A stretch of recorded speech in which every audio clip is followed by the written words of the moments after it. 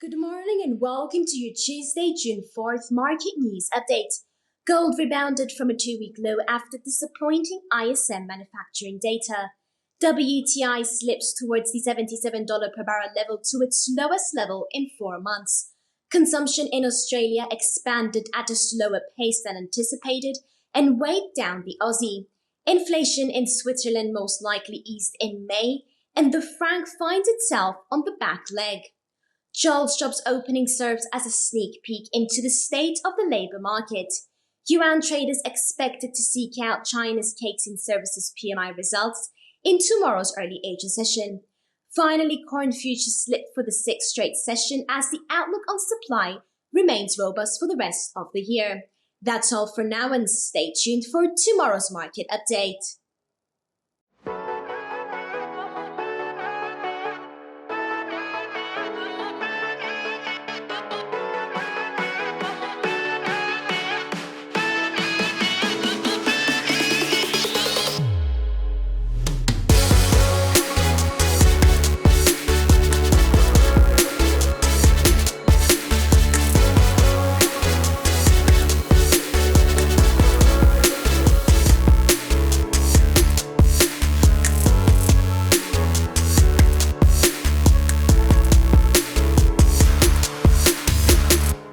Hi, everybody, and welcome to another daily presentation. This is the market overview for the 4th of June of 2024, and these are the key events that you should familiarize yourself before starting your own trading day.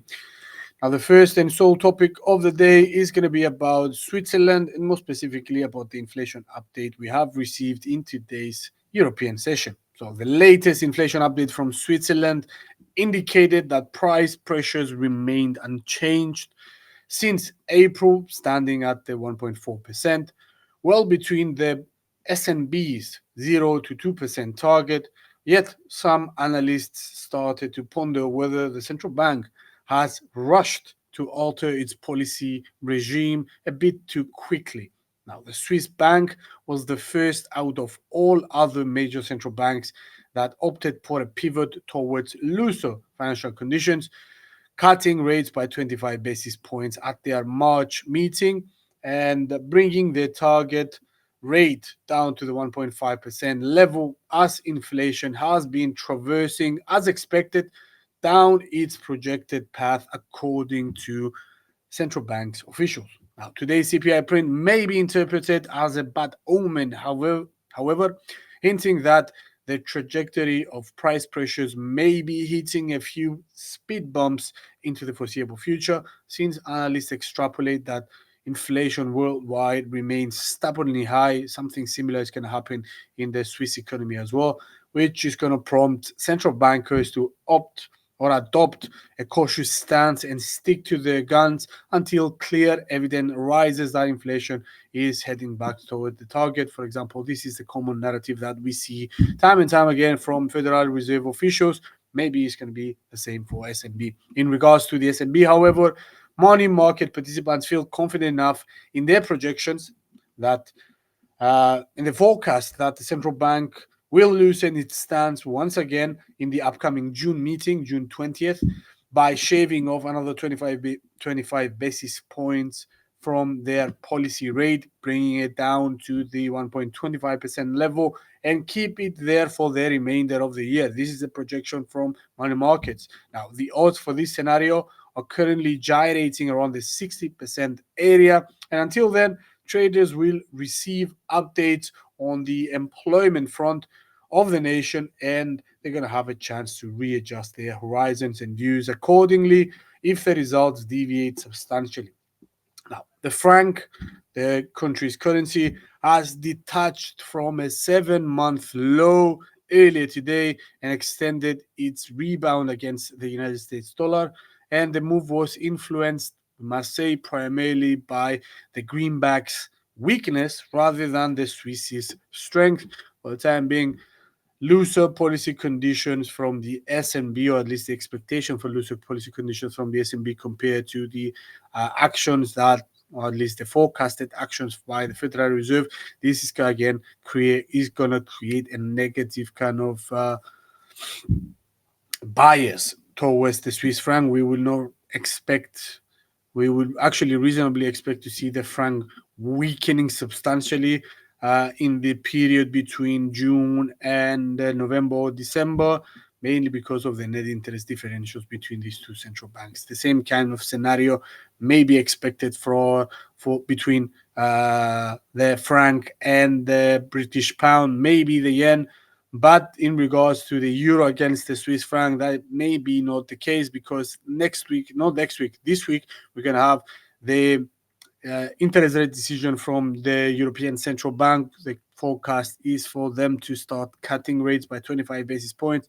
So the deviation between these two currencies is expected to be somewhat contained compared to, for example, the relationship between the franc and the dollar. Okay, so for the time being, this has been the end of today's session, guys. Thanks for watching, and we will catch you on to tomorrow's session for another brief update. For the time being, take care. Bye bye.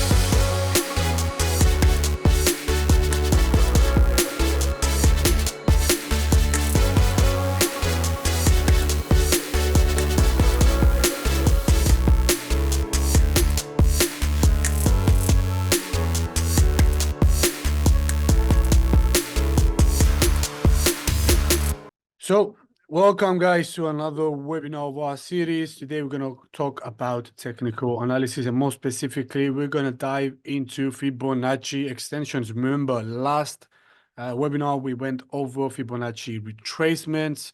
In general, we're going to do a small overview of what Fibonacci is, where it came up from, how do in a sense, investors and traders, economists as well, or technical analysts more specifically, have managed to amass this kind of Fibonacci sequence, create a tool which is many tools actually, Fibonacci extensions, retracements, and all the other ones, in order for them to make sure, in a sense, that this can be a viable tool, and the reason why they use it, we will discuss it in this webinar. So we're going to do a small overview of what Fibonacci is. We're going to underline the Fibonacci sequence, and after that, we're going to explain how investors manage to use this Fibonacci sequence to come up with the tools, and how afterwards to use the tools effectively when it comes to the trading. Essentially, apply that to the day-to-day trading activities. Okay, so without further ado, let's get started. This is a quick risk warning and a disclaimer. I'm not going to read this. You can read this at your own time. Let's go straight to the point. So technical analysis, we mentioned this many times before. This is my way of classifying or splitting apart the mechanical analysis as a branch of trading. Give me 1 second to mute my speakers. Okay, so we have on chart and off chart technical indicators, and these indicators fall under the category of mechanical analysis. So these are pre-programmed kind of parameters that are given to the software and creates out these kind of indicators that we use as technical analysts. The other branch is charting analysis, which pretty much deals with drawing trend lines and studying chart patterns and candles and individual candles, or the formation of candles. So that falls under the charting categories of technical analysis. Now we're going to talk about mechanical analysis, and we have on chart and off chart indicators. We covered in the past moving averages, Bollinger Bands, parabolic saw, Fibonacci retracement, We've done that on the last webinar. Today, we're going to do expansion, and we have off-chart indicators, also known as oscillators. And we have covered in the past relative strength index, the moving average, convergence, and divergence, and we're going to cover all the other, a few more by the end of this series. Okay, so Fibonacci extensions.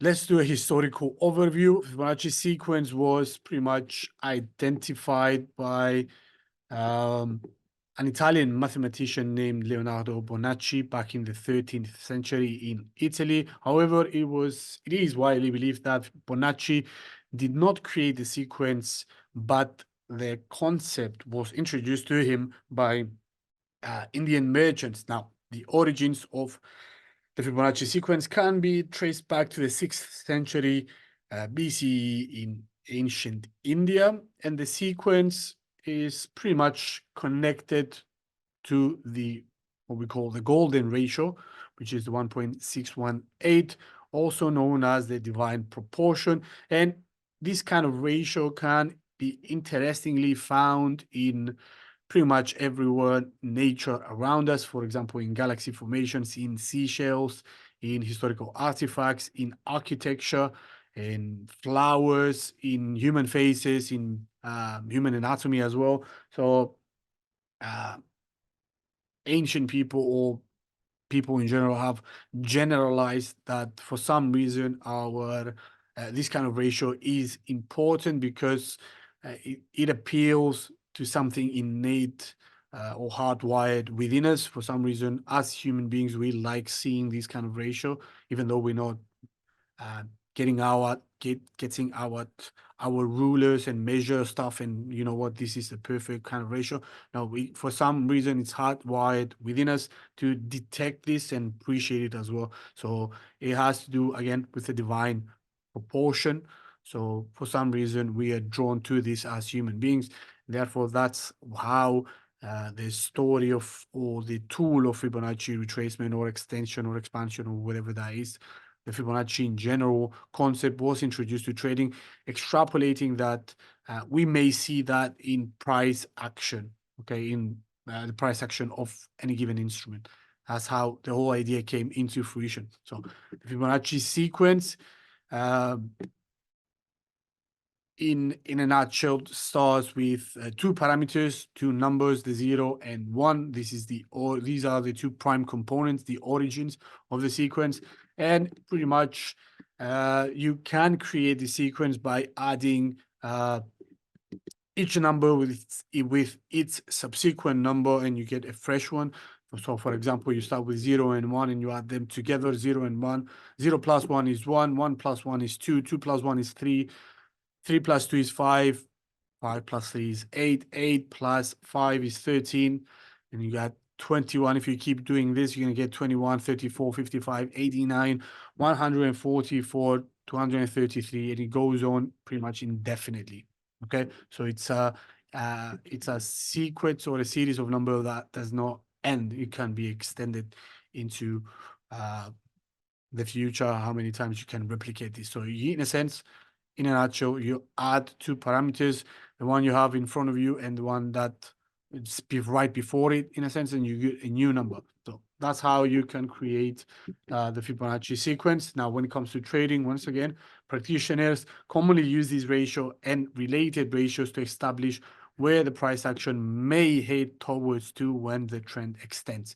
Mainly because if we have an instrument that has reached, for example, a fresh record high and there is no record of it before that or below that kind of level. So as traders or as technical analysts, they came up with the idea of using the Fibonacci ratios, and in this kind of case, the Fibonacci extension, as a tool in order to extend the current price action into the future, and attempting, in a sense, to guess or map out with this kind of parameters where the price action may head towards to in the future. Okay, it does not mean that the Fibonacci ratio or the sequence has a predictive power when it comes to trading. Okay, please understand this is not a crystal ball that gives you indications or tells you the future of where the price action is going to head towards to. It uses this kind of key ratios, okay? It computerizes them, it quantifies them, and you get, in a sense, these kind of drawn levels with the help of this technical indicator. And we use these kind of levels as possible target areas or possible ranges or levels where the price action may move towards to next, because we don't have pretty much any other indication or data that can help us in a sense pinpoint where the price action is going to move towards to next. Okay, so that's how and that's why the Fibonacci tool was created and how it is used. So the key ratios, okay, for the Fibonacci sequence are the 0.618, the 0.382, the 0.5% level. It's also not actually on the Fibonacci sequence, but it is used with the Fibonacci retracement tool. Another key ratio is the 0.23.6. Okay, those are for the retracement ratios. In the extension tool, we have these key ratios mentioned here below. So the 1.272 or the 127.2% level. That means if 0 is the start of the a specific move and 100 is the former peak, okay? And now we have seen the price action pulling back and then breaking into all-time high or crossing above that, the recent high. The 127 means it's going to go 27.2% higher, okay, than the previous high. You can conceptualize it like this, okay? And it uses these key Fibonacci ratios in order to draw these kind of levels. And the other levels are, as we mentioned, the 127.2, the 141.4, the 161.8, 200.618 is also another one, and you have plenty of them out there, but the most crucial one is the 161.8% level. Also important is the 100 and the 200%, even though it's not it does not arise, this ratio does not come up if you use the Fibonacci sequence. It's just a logical quote unquote number or ratio or percentage that we use, mainly because we see it pretty much everywhere in trading. Okay, so why do traders use these tools? The Fibonacci expansions or extensions, whatever you want to use it, is used to identify and establish potential profit target levels or estimate how far the price may travel after a pullback is finished, okay, or if you continue to make new highs. They are used to map out how the next price wave, and when we say wave, we're talking about Elliott wave theory here, could move after a pullback. Now, we're not going to go into Elliott wave theory, pretty complicated topic. It needs a lot of, let's just say, introduction. Okay, we haven't done that, so we're going to have a webinar going forward into the future about Elliott wave theory, its intricacies, or what is attempting to do, what kind of information can we draw out from. If the Elliott wave theory does have predictive ability in regards to the study of primary trends, intermediate trends, and whether the waves are making sense in the grander scheme of things. Again, we're not going to delve into a wave, but the point we need to understand is that price action in any given instrument, historical data, does not move in only one direction. Okay, so you need, if you pull up a chart, you're going to see that the price action moves in zigzag kind of manner, either upside or downside or to the sideways. Okay, so prices tend to rally, and if they rally way too fast and way too hard, if you will, like, some sort of pullback or reversion towards the mean is expected. This is the principle that pretty much guides financial instruments or any given asset in the financial markets.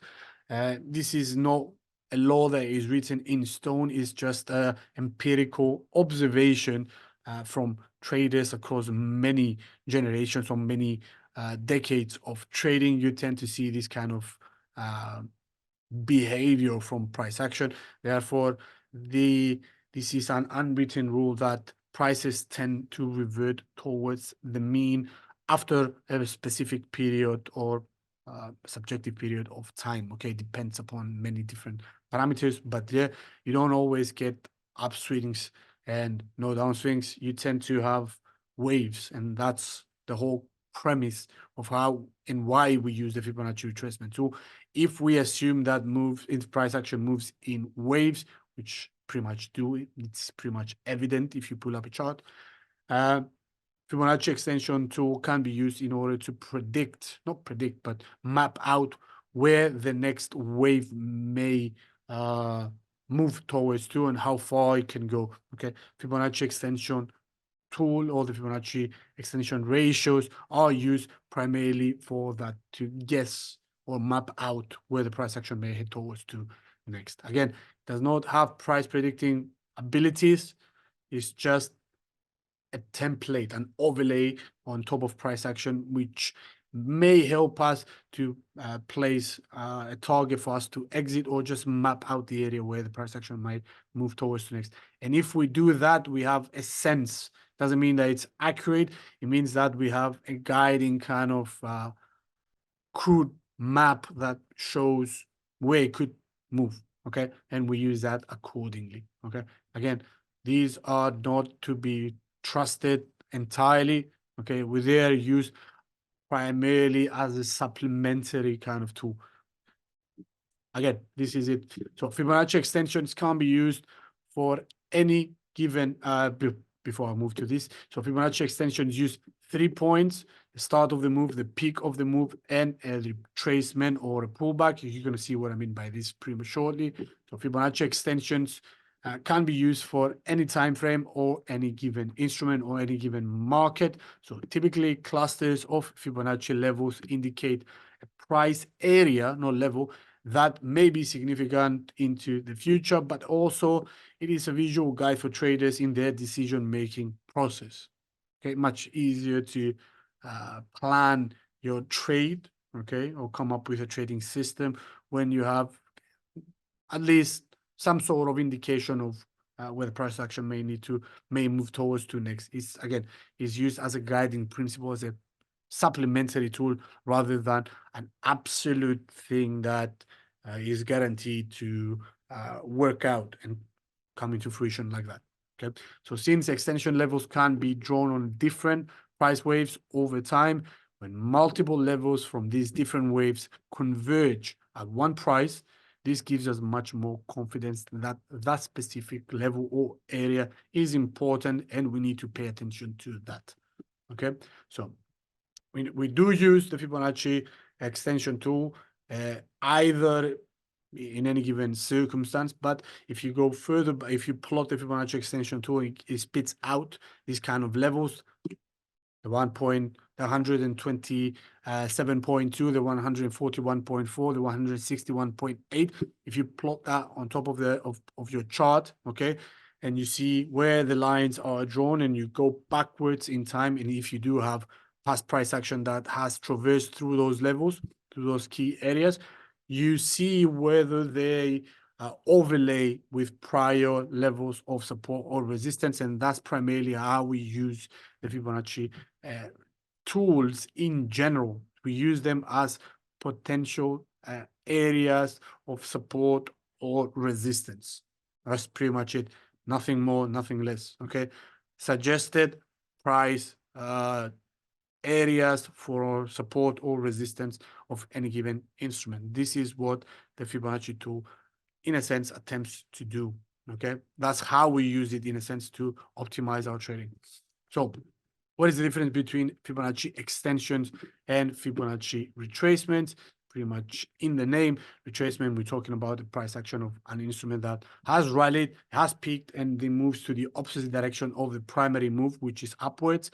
This is what we call retracement, okay, or pullback. That's another way of saying this. Whereas Fibonacci extensions is, you can imagine the same scenario: primary direction upwards, a retracement occurs, and then we see the price action rallying towards the previous high, okay? And if it breaks above that, then we have what we call a technical breakout. This is where Fibonacci extensions come. So it's beyond the primary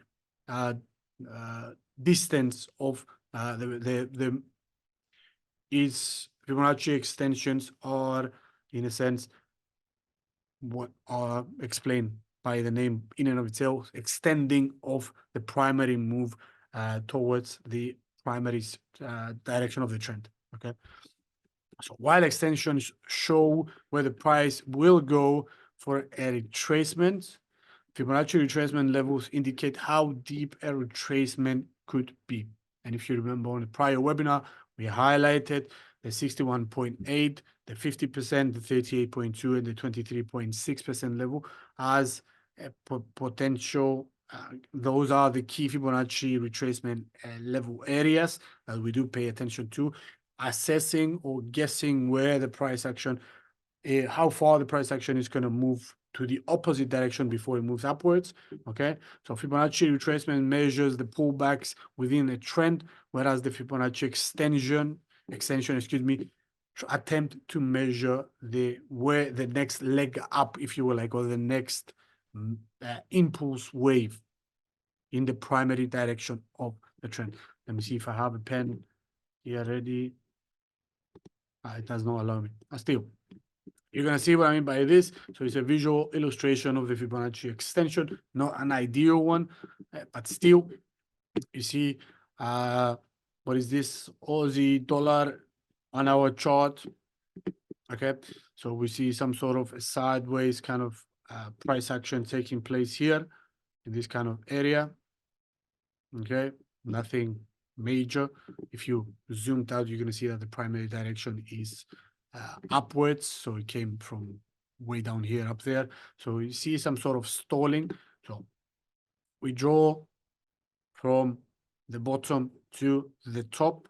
This is the 100%, excuse me, the 0%. This is the 100% level. Okay, so we went from the bottom to the top, if you like.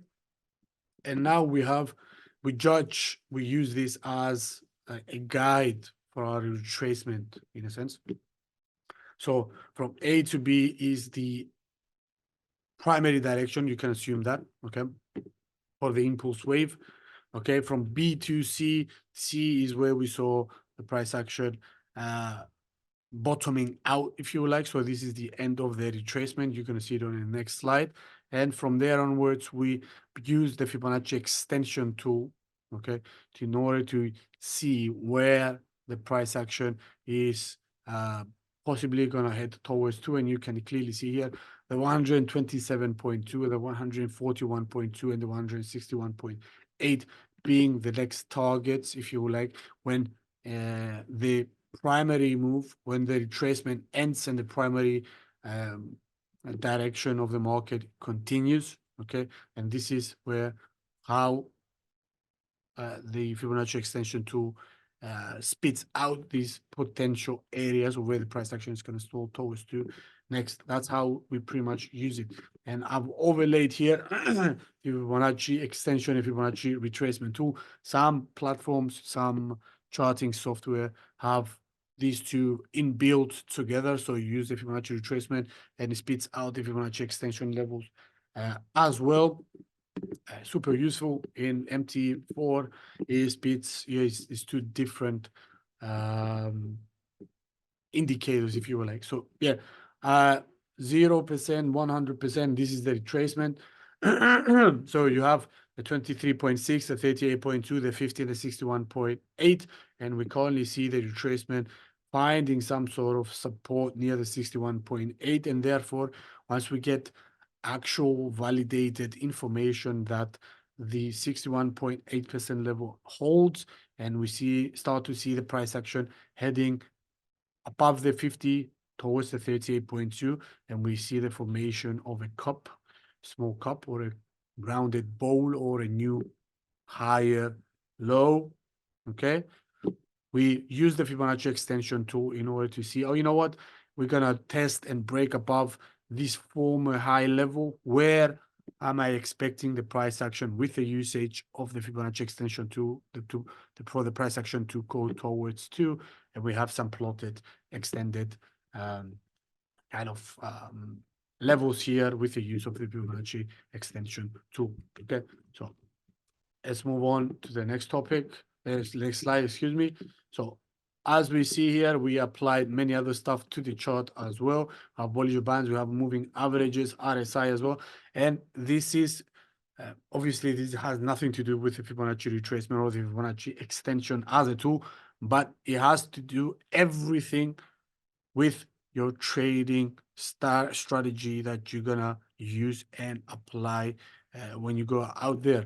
Okay, the reason why I've plotted all these indicators onto the chart in this slide is to highlight the fact, underscore the fact that you do not use the Fibonacci retracement or extension tools individually and in and of themselves. Okay, please use other technical indicators that give you information about other aspects of any given instrument you're looking at, for example, momentum or the strength of a move, or how bulls and bears are behaving within that specific market. Okay, for example, the Bollinger Band, how overextended or how strong the move is. Okay, is it an abnormal move? Moving averages, where the price action is trending, is it trending above these kind of levels or below them, or is it merging with the price action? Okay, you use different indicators to create, in a sense, you use different indicators in order to come up with a scenario where pretty much all of them converge and tell you the same story, because this is going to give you the highest chance or the highest probability of placing a correct trade. Once you have different indications aligning together and telling the same story, you have greater confidence at going out and deploying your strategy or your game plan, rather than just blindly using the Fibonacci retracement and extension tools and assuming that, oh, you know what, I know everything. Okay, obviously you cannot know everything at the same time when it comes to trading. Again, it's a probabilistic game, so with the usage of other technical indicators, overlaying them all together and studying them closely, okay, you essentially collect much more percentage points of confidence, and we use that accordingly. Okay, in this kind of scenario, we do not have a clear indication that the price action is gonna extend towards the upside. And how do we know this? Okay, other technical indicators confirm that. Remember, when we saw this slide without the technical indicators, we assumed that, you know what, oh, you see one bounce here, finding support, second support there. Oh, you know what, there, it's going to move to high ground. Okay, using only this information that we have in front of us. However, the picture changes once you add other stuff to your chart, and you're going to see clearly what I mean by this right now. So, for example, yes, the price action has found support here once, found support twice here, is still there. It's not, has not cleared this level yet. And we started extrapolating that it's going to move upwards. No, for the time being, we don't have a clear signal that the market is going to move to the high ground, because down here you have the RSI, and notice where it is. It's between 50 and 30. So that means the bears are in control. Okay, and the bulls are not in control. The bears are in control. So the chances of the price action moving lower are with the side of the bears.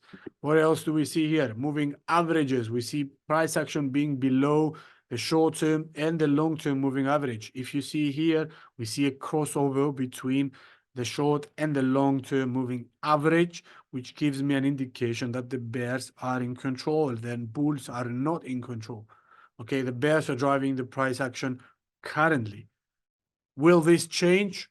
We don't know. For the time being, we do not have a valid signal that says price action is going to move to high ground. Not yet. It might, but we're going to study this and we're going to watch this closely. And when all these clear indications arise, then we're going to start placing trades, and then we're going to have high confidence and then start placing trades. For example, what do we need to see? Okay, we make a base case scenario here. What do we need to see in order to have high confidence that the market is going to extend to its primary direction? okay, and not just stay within trading range. Because if you zoom out, this is a closed trading range, okay? So it's a sideways price action. It's not trending to either direction on an hour chart. If you pull that out to the weekly chart, you're going to see a clear trend. But now, using this, the hourly chart, we don't have a clear trend, okay? So the chances of the price action to go upwards are not with us currently. What do we need to see? We need to see price action moving above the red line, the short-term moving average, and the line in and of itself, the red line crossing above the blue line, excuse me. That means the short-term moving average is crossing above the long-term moving average. In other words, the bulls are taking control over the bears and they shift the short-term kind of trend in their favor. Okay, we do not see this yet. The bears are in control. We need to see price action rallying. Okay, we need to see the moving averages having a crossover, much like in this area right here or this area right here, a clear crossover. Okay, also, what do we need to see? We need to see the Bollinger Bands. You see the price action is below the midline, is this thin blue line. Okay, thin blue line, not the bold one, the thin blue line. You see the price action is below that midline, mid-level, okay? And it's actually moving closer to the lower bound of the Bollinger Bands, okay? What do we need to see? Price action heading north of that, okay? And attempting to breach the upper bound, not the lower bound, the upper bound of the Bollinger Band, okay? This is let's just assume this is the second point I need to see before I start placing trades. Also, I need to see the RSI crossing above the 50 line, okay, the threshold, with significant strength, with resolve, with determination, okay? I need to see that the bulls have entered the market and they are in control. Now they are not. We see the bears in control, okay? So we need an RSI value of at least 50, and the more the merrier. So for example, an idea would be somewhere around the 60 and 65%, excuse me, 60 or 65 value of RSI for us to get a confidence that the bulls are indeed in control. Also, what else do we need to see? We need to see that price action forms, okay, a base, okay, a higher low is not there yet, okay? We have one, you have two touches, but it's still there. We need the price action to clear, move away from the 61.8, possibly, not possibly, but definitely above the 50 and start challenging the 38.2, okay? So this area right here, if we see a formation of a bottom, this area here would be my preferred area of entering position. And if we see the price action rolling up to this kind of level, most likely you're going to see an RSI above 50. Most likely you're going to get some sort of a crossover, at least an early crossover between the two moving averages.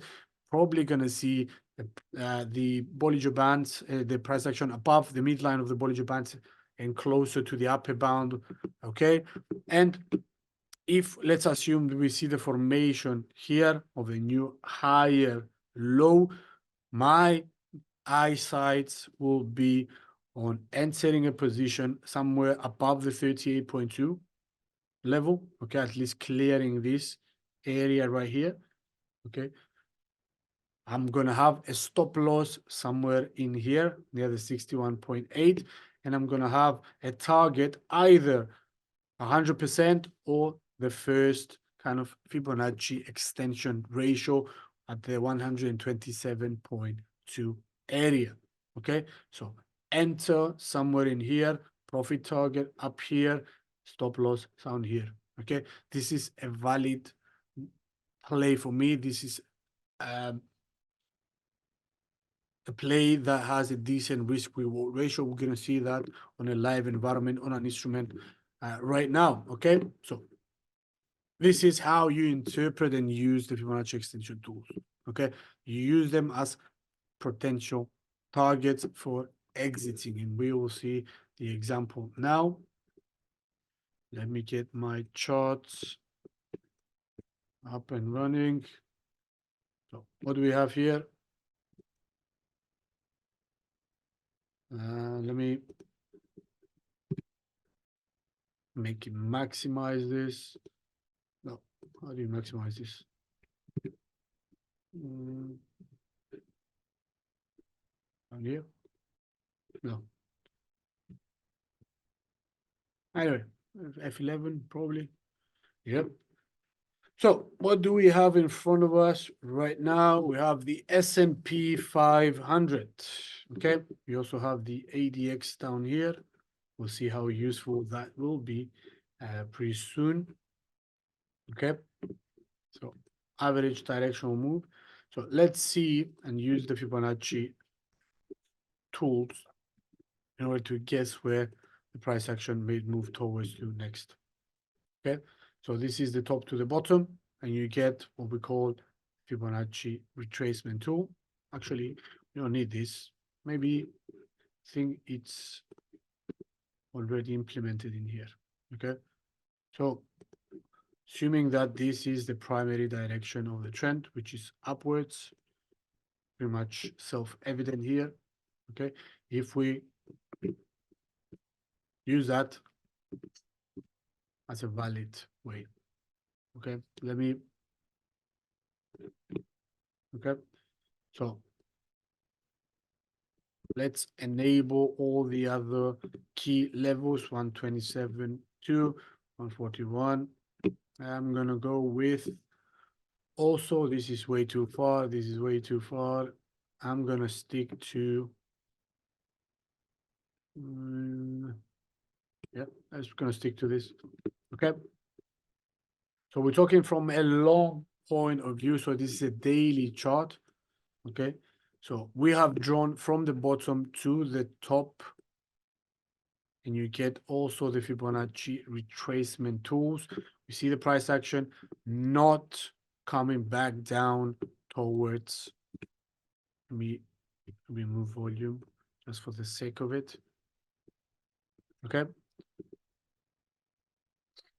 So what do we have here besides the rainbow of Fibonacci retracement and extension tool? So what do we see here? We see the primary move. Okay, so the first wave, if you would like. So we have from the bottom to the top 0 and 100%. Okay, and we see S&P pulling back, but the pullback or the retracement not being deep enough. Okay, it managed to find some sort of support and rebound from the 0.786 or the 78.6% level, did not even breach or come down to the 61.8 or the 5 or the 3.2. Okay, so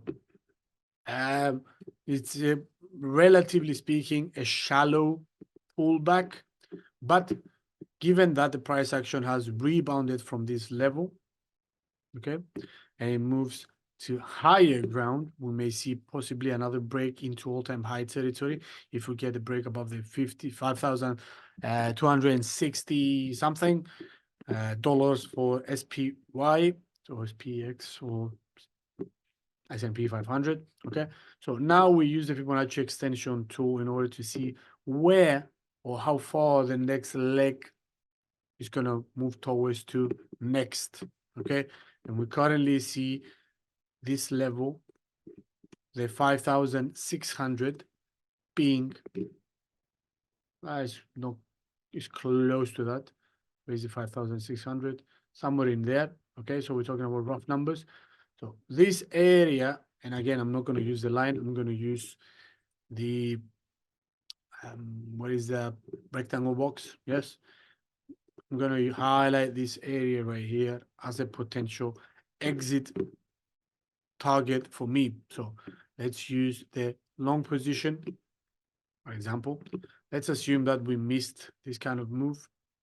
I'm going to have a target up there and a stop loss down here. So risk reward ratio of nearly 2, not ideal. The move has already cleared and moved some sort of headway.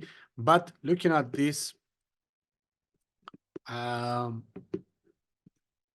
from generic or a holistic kind of point of view when it comes to technical analysis.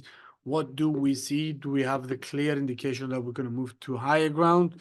Let's see what kind of indications do we have from our indicators. Let's use this vertical line here in order for me to signify the ADX. Okay, you're going to see it down here. Okay, so positive DI is higher than the negative DI. That means the bulls are taking control. Okay, and there is uh, they're driving the price action. However, ADX is plummeting, so that means we're not gonna we do not really expect to see a rapid kind of extension or rapid move from here onwards in regards to the price action. The price action, yes, is going to move to a higher ground. At least the technicals tell us this, and with yes, it's going to move to a higher ground, but not with the same strength as it has done, for example, in here in this kind of initial stages of the leg up, okay, where you saw a big difference between positive DI and negative DI. For example, see positive DI registering somewhere value of 38, and the negative DI was plummeting from the 17 to 14 to 9. Okay, so that means absence of sellers. This negative DI plummeting means sellers are nowhere to be found, whereas we see a flow of bulls or buying orders in a sense. This disturbance or this how would you call it, this discrepancy, this difference between the two, buying and selling interest, okay, tells us that the move is going to be much more volatile and much more strong. And you can clearly see also the ADX picking up on that difference between the two. Okay, again, it's delayed, but still. So we are currently not witnessing any of this. Plus, the negative DI is above the threshold of pretty much the 20. So it's currently at 23.6. We need to see the negative DI or selling interest declining kind of rapidly. At the same time, we want to see buying interest entering the picture and strengthening even more in order for us to see this kind of rally up to this point in a relatively short amount of time. Okay, it's going to take some more, it's going to take more time to go to this level. In other words, that's what I mean. So ADX confirms, at least from a preliminary point of view, that the bulls are in control and there is enough buying interest. What else do we see? We see the price action being above, okay, the two moving averages. Okay, that means there is a intermediate or short-term pivot of the direction of the trend. Okay, so the trend has shifted from, for a small period of time, was negative. The bears were in control. Now we see the bulls re-entering the market with strong momentum. Okay, what else do we see? Other indications. Let's add, for example, RSI. What does the RSI tell us? Okay, I need to remove ADX. No worries. ADX out of the picture. And let's do RSI. Down below, what do we see with RSI? We see the RSI based moving average, okay, being below the actual RSI. So the RSI is above the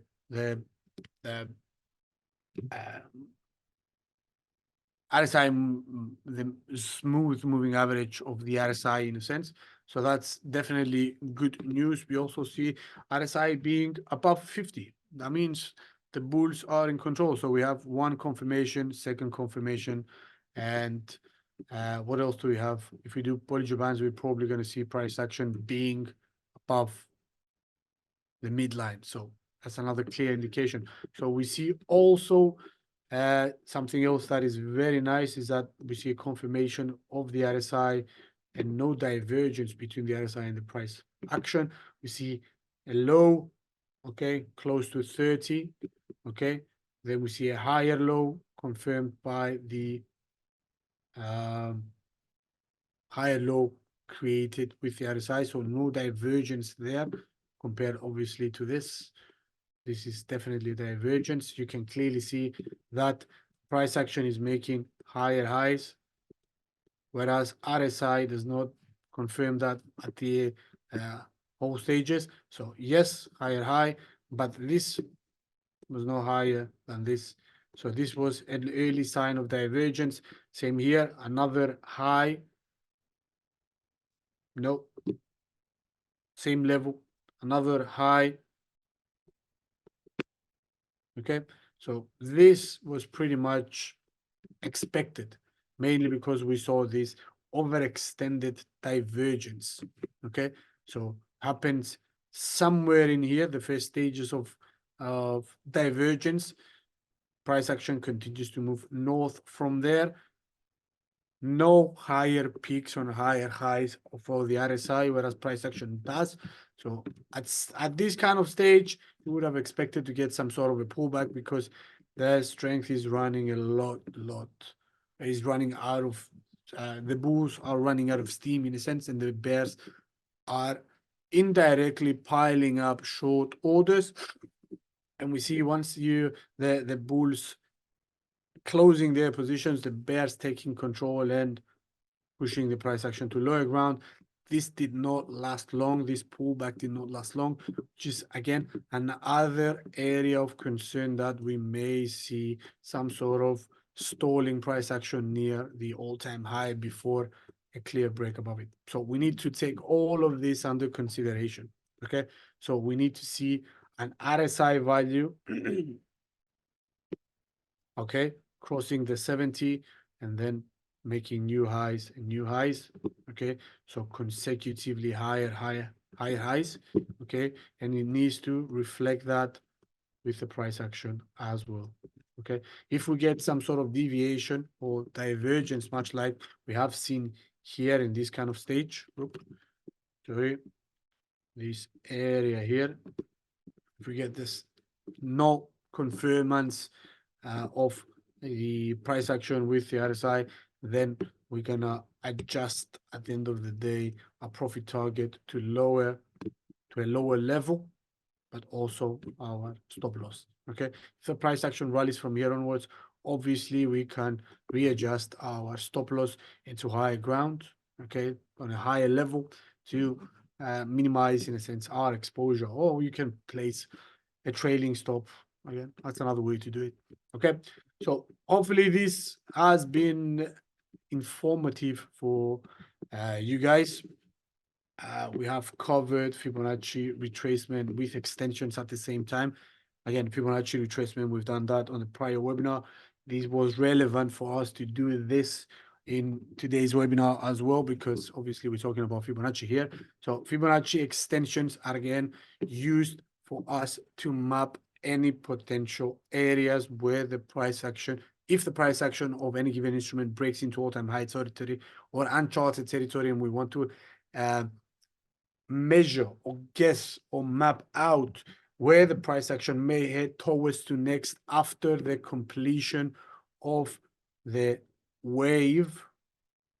Okay, and after this wave is completed, where are we going to be looking towards for example, specific areas of exiting? That is provided by the usage of application of the Fibonacci extension tool. And again, the key levels, my own personal experience and liking are 1.618, okay, 1.618 is pretty much self-explanatory what it is.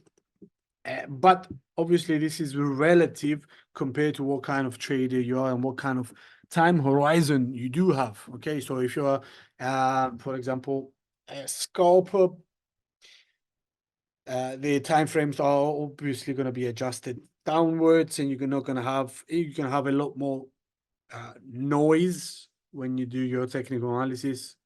Okay, compared to someone that, for example, swing trades. Okay, they can leave a position open for, I don't know, 3 weeks, 4 weeks, a month. Excuse me, a month and a half, etc. So obviously, it depends upon what kind of trader you are, and your time horizon, your risk tolerance. But yeah, the tool as a tool can be used pretty much by everyone. Okay, you need to adjust accordingly depending on your approach, but still, it's again Fibonacci extension or Fibonacci retracement or Fibonacci in general as a tool or tools shall not be used with the belief that they do have predictive abilities. They are not crystal balls that show you where the price action is going to definitely move towards to next. No, we're talking about probabilities here, okay? They may move, the price action may move towards that level because we use the Fibonacci. And again, we use them as mere targets or areas that we may see some sort of resistance taking place there, or on the opposite case, if you have used the retracement tool where we could possibly see some sort of support taking place there. Okay, obviously in an instrument like this, which is S&P 500, and we see it trending near all-time highs, is not currently at all-time highs. This is the all-time high peak. It has pulled back, but it's gearing up to break into all-time high territory. Since we don't have any past price action, okay, on the left for us to draw our support and resistance levels accordingly on a traditional fashion, Fibonacci extension tool may be the best available tool that we do have in our arsenal at mapping out where the price action may head towards to next. Again, it's not 100% guaranteed that it's going to move towards to that level. Please digest this. Use this as supplementary or is for you to have an idea where the price action might stall, okay, in the near future. Because as we mentioned many times, again, in the past, price action does not always move to one direction with no other interruptions, okay? You can clearly see here it moves in waves, and that's why we assume that this is one wave and the pullback, and then we assume that the extension of the next wave is going to be something like this, okay? Obviously, we don't know how it's going to turn out. For the time being, our indications, technical indicators, we see an alignment that points to stronger S&P 500, so higher prices for S&P 500. So the technical analysis assessment based on what we see in front of us definitely lies on the bullish side rather than the bearish, if you would like. Okay, so at least sideways or bullish. Bullish is the main case in regards to S&P 500. Now it depends upon many different factors on whether it's gonna manifest like this. For example, financial data coming in. So the next point of reflection or reference or next point of attention, at least from my point of view as an analyst, is going to be next Tuesday for PPI and Wednesday for CPI. So inflation, in plain words, of the United States. Is going to get an update for the month of April next week. So both Tuesday and Wednesday is going to be crucial for the development of stock markets. But yeah, pretty much here we have a bullish case for S&P 500 given the technical. Okay, so we're running out of time, guys. I think we're going to cut this short here. Okay, what to expect in the next session? If I'm not mistaken, we are doing risk management next webinar. Okay, super simple, super easy to comprehend. But the thing is, with risk management, it's easy to comprehend and conceptualize, but it's super hard to put in practice. So it needs to be, we're gonna underline a few key concepts that you need to have in the back of your mind when it comes to trading, okay, and how to assess your risk while trading. We're going to introduce a few mental kind of tricks that you can apply. We're also going to obviously talk a lot about risk reward ratio. Does it worth entering a position? Does it worth chasing a trade? or not. We're going to judge that. Obviously, it's going to be dependent upon your liking and your risk tolerance. For example, I'm going to spoil this. From my personal experience, I like to go for a risk reward ratio of at least 2.5, maybe 3, in order for me to be involved or invested enough for me to enter the market and just trade this. So I don't go for trades that do not have a decent risk reward ratio, obviously, because they're not worth it. I'm not willing to risk 10% in order to get 15. That's not a viable trade for me. It might be for you, but for me, it's not. So again, if we're going to introduce all of these intricacies, we're going to talk about the importance of it might sound silly, but the actual usage of a trading journal. So in a sense, for example, you place a trade, okay, you follow it up, and in a sense, you create an entry. Okay, either you can do it on an actual physical piece of paper, or you can do it manually, digitally on a PC. For example, get a snapshot of your trade, see how the price action behaved. Did we meet our target? Did we fall short? How and why did we fall short? We're going to do a small investigation. Doing this on a day-to-day basis, if you're trading, it's super, super helpful. It sounds silly, but for some reason, it helps you understand you, okay, and what how do you approach your trading strategy in general? What are you looking at and not looking at while you're trading? Okay, so by writing down what you have done and what you have seen and what you, in a sense, saw and open the position, seeing what parameters do you feel that are valid or not. By doing that time and time and time and time again, you understand who you are as a trader, even though you have a glimpse or an idea in your head what kind of trader you are and how you perform. But having it down, okay, in a sense, and have evidence that points to you doing what you said you would. Okay, so for example, I'm going to have a stop loss at 5% and a take profit at 15%, so risk reward ratio of 3%, oh, 3, yeah. And you see the price action going the opposite direction and you are in losses, and you, for some weird reason, you extend the 5% stop loss into 10%, and you go from 10% to 15%, and you start being stubborn and not closing your position. These are the stuff that are going to be seen, okay? Once you start, obviously, if you start writing on a journal, you're going to see and go back, you know what? Oh, I've acted on impulse in this kind of situation. Why?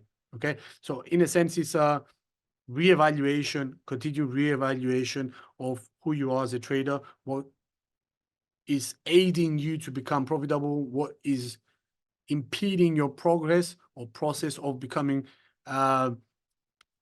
profitable when it comes to trading, and start by then eliminating the stuff that are unnecessary or causing you way too much trouble and focusing on your strength. In a sense, it's a weird one, but we're going to introduce that on the next webinar. For the time being, enough of me about blubbering about stuff. We're going to leave it at that. It's Friday. Have a lovely trading session in today, and we're going to catch you next week. If you do have any questions, by the way, before I go, please send them through right now. If not, I see no current questions in here. If not, have a lovely weekend, and we'll catch you on to next week for I think it's going to be a final webinar. Maybe we're going to do a live trading session the week after that, but still, we'll see. No questions? Okay. Take care, guys. Have a lovely weekend. See you next week. Ciao. Bye-bye.